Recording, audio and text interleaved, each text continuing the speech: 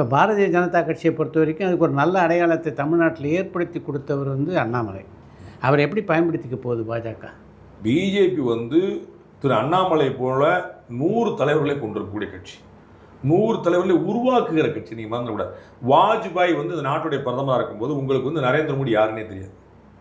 அவர் குஜராத் முதலமைச்சர் ஆக்கணும் போது அவர் இதுக்கு முன்னாடி வாழ்க்கையில் கவுன்சிலர் கூட ஆன கிடையாது. நல்லா புரியும். குஜராத் முதலமைச்சராக நரேந்திர மோடி அறிவிக்கப்பட்ட போது வாழ்நாளில் அவர் கவுன்சிலர் கூட ஆனதில்லை. சங்கத் திடீர்னு ஒரு ஆளை கொண்டு நீ தான் முதலமைச்சர் சொல்லி கேஷ்பாய் பட்டேலை மாற்றி அவர் கொண்டு சொல்கிறாங்க. அவருடைய நிர்வாகத்தின் யாருக்குமே தெரியாது. பிறகு வைப்ரண்ட் குஜராத்னு போட்டு ஒரு கவுன்சிலர் கூட ஆகாத ஒரு முதலமைச்சர் இந்தியாவுக்கே ஒரு முன்னுதாரண மாடலாக மாறினார். அதுபோல் அண்ணாமலை ஐபிஎஸ் ஆஃபீஸராக கர்நாடகா வேலை பார்த்துட்டு இருக்காரு. இதற்குள்ள ஒரு அரசியல் விதை இருக்குன்னு பிஜேபி கண்டுபிடிச்சு, நீங்கள் கண்டுபிடிக்கல, பிஜேபி கண்டுபிடிச்சு கொண்டு வந்துச்சு.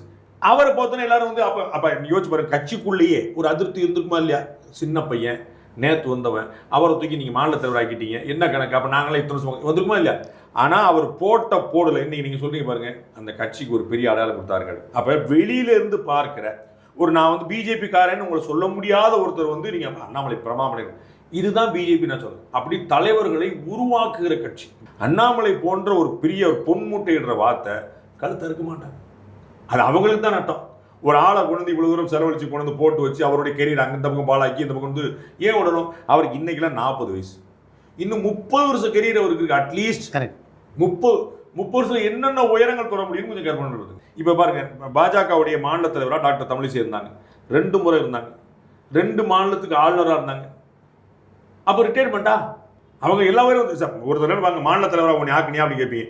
ஆக்கிட்டாங்க. ஒரு தடவைக்கு 2 தடவை, அது சூப்பருக்கு. அப்புறம் 2 மாநிலத்துக்கு கௌரவம் ஆகிட்டாங்க. அப்புறம் உங்களுக்கு எனக்கு பேசாம இல்லை, அக்கா இன்னும் ஆக்டிவாக இருக்கிறாங்கல்ல. அப்போ மாநில தலைவராக இருந்தால் தான் ஆக்டிவாக இருக்கணுங்கிறதே கிடையாது. திரு அண்ணாமலை போன்ற ஒரு டேலண்ட்டை நீங்கள் ஒரு இடத்துல முடக்கி வச்சிட முடியாது. நீங்கள் முடக்க நினைச்சாலும் அது முடங்காதுன்ற